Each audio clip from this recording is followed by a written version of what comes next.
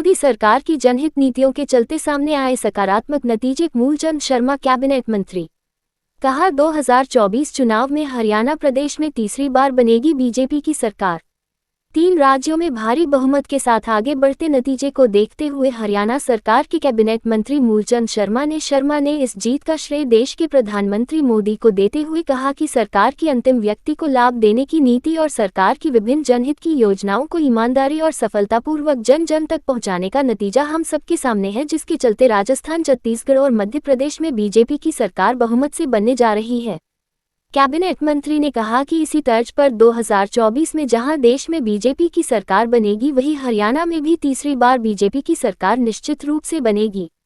Exit poll के नतीजे से उलट नतीजे आने पर कैप्टन मंत्री ने कहा कि लोगों ने दिल से बीजेपी के हक में बटन दबाया और उसका नतीजा सबके सामने है, बल्कि बोलने से कुछ नहीं होता।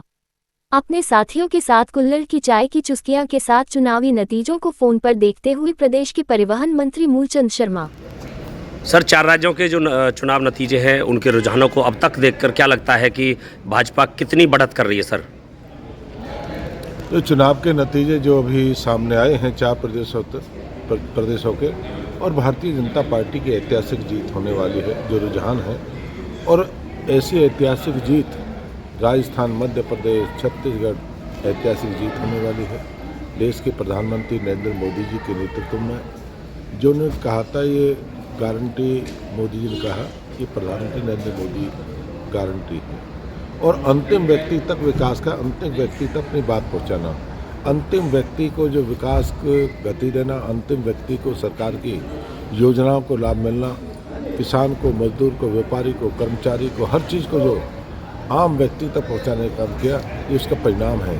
और आने वाले समय में तो ये इस तरह के जो रुझान हैं, ये आने वाले 1 घंटे के बाद ये परिणाम में बदलने वाले हैं और तीनों प्रदेशों में भारतीय जनता पार्टी के आने वाले समय सरकार बनेगी। 2024 के लोकसभा और विधानसभा चुनावों पर हरियाणा में कैसा असर इन प्रदेशों की जीत को देखते हुए रहेगा? के लोकसभा या विधानसभा के चुनाव को, और हरियाणा में तीसरी बार भारतीय जनता पार्टी का परचम फैलेगा और 10 की 10 लोकसभा सीट जीतेंगे और तीसरा प्रदेश में फिर भारतीय जनता पार्टी की सरकार बनेगी। और पूर्ण बहुमत, हम बार बार पहले भी कहते, 14 में के 19 में भी कहा था और 24 में भी, और पूर्ण बहुमत की सरकार हरियाणा में बनेगी। आम व्यक्ति, गरीब व्यक्ति कहता है मैं कमल को दूंगा, देश के प्रधानमंत्री जी को दूंगा। और आदमी की सोच, एक विचार है कि आज जो लाभ मिला है भारतीय जनता पार्टी से मिला है। आज जो विकास हुआ, पहले पन्नों में काम हुआ करता है, आज विकास धरातल पर उतरा है।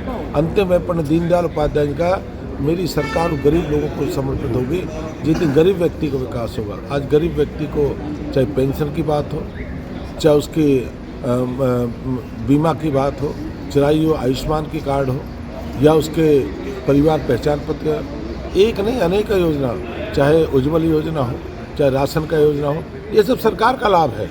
एग्जिट पोल की जब बात करते थे तो परिणाम कहीं कुछ और नज़र आते थे, और लेकिन जब अब गिनती शुरू हुई है तो कुछ और नज़र आया है। ऐसा लोग जो वोट देने वाले, जो देश को भारतीय लोग, वो बोलते नहीं हैं, वो बटन से दबाते हैं। वो बटन का कमाल है। बोलने वाले तो क्या कहते हैं क्या नहीं कहते, जो बटन दबाने वो आज देश के हित में और देश के प्रधानमंत्री नरेंद्र मोदी जी के हित में आज जो बटन दबाने का काम किया है, ये उसका परिणाम है। कहते हैं बोलने वाले कुछ करने वाले होते हैं, कुछ जात दिखाने वाले होते हैं, ये करने वालों का कमाल है।